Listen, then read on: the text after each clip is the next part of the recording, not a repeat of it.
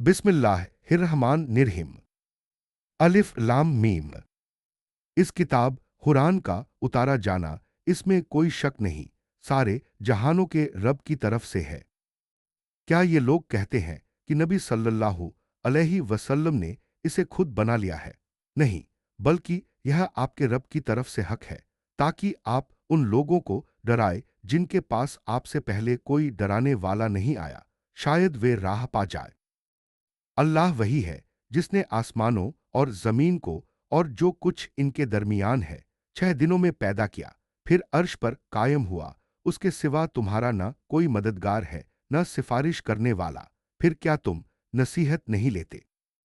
वह आसमान से जमीन तक सारे कामों का इंतजाम करता है, फिर सब कुछ एक ऐसे दिन में उसकी तरफ लौट जाता है जिसका मिकदार तुम्हारी गिनती के हिसाब से 1000 साल है।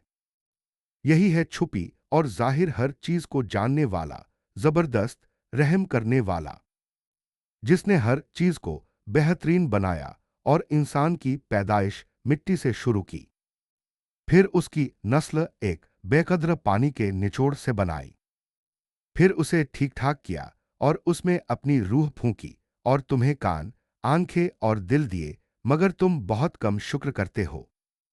और वे कहते हैं, क्या जब हम जमीन में मिल जाएंगे तो क्या फिर नई पैदाइश में होंगे?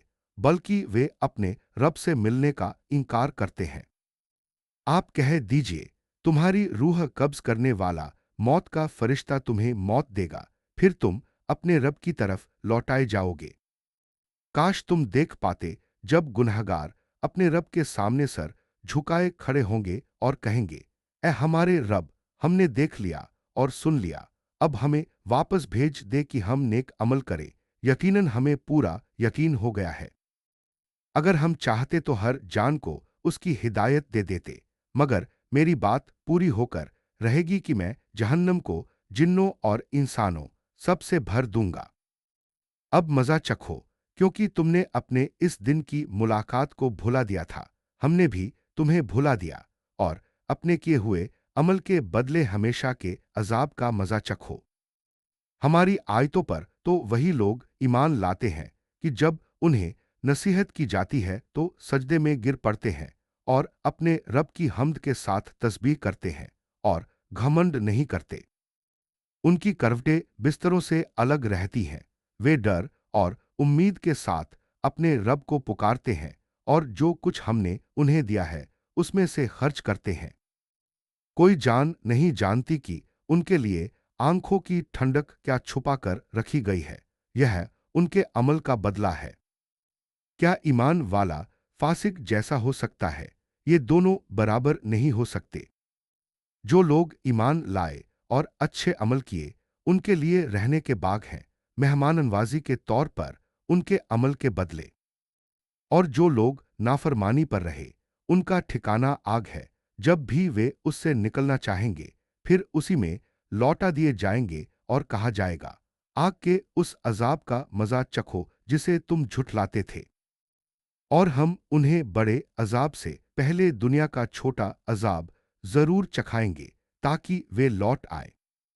उस शख्स से बढ़कर जालिम कौन होगा जिसे उसके रब की आयतों से नसीहत की जाए, फिर वह उनसे मुंह मोड़ ले। यकीनन हम गुनहगारों से बदला लेने वाले हैं। और हमने मूसा को किताब दी, तो आप उसके मिलने के बारे में शक में न पड़े, और हमने उसे बनी इसराइल के लिए हिदायत बनाया। और जब उन्होंने सब्र किया और हमारी आयतों पर यकीन रखा, तो हमने उनमें से ऐसे रहनुमा बनाए जो हमारे हुक्म से राह दिखाते थे। बेशक आपका रब क़ियामत के दिन उनके दरमियान उन बातों का फैसला करेगा जिनमें वे इख्तिलाफ करते थे। क्या इन्हें यह बात राह नहीं दिखाती कि हमने उनसे पहले कितनी ही कौमें हलाक कर दी, जिनकी बस्तियों में ये चलते फिरते हैं? इसमें निशानियां हैं, क्या ये सुनते नहीं? क्या उन्होंने नहीं देखा कि हम बंजर जमीन की तरफ पानी ले जाते हैं, फिर उससे खेती निकालते हैं, जिससे उनके जानवर और वे खुद खाते हैं? क्या ये देखते नहीं? और ये कहते हैं, यह फैसला कब होगा अगर तुम सच्चे हो?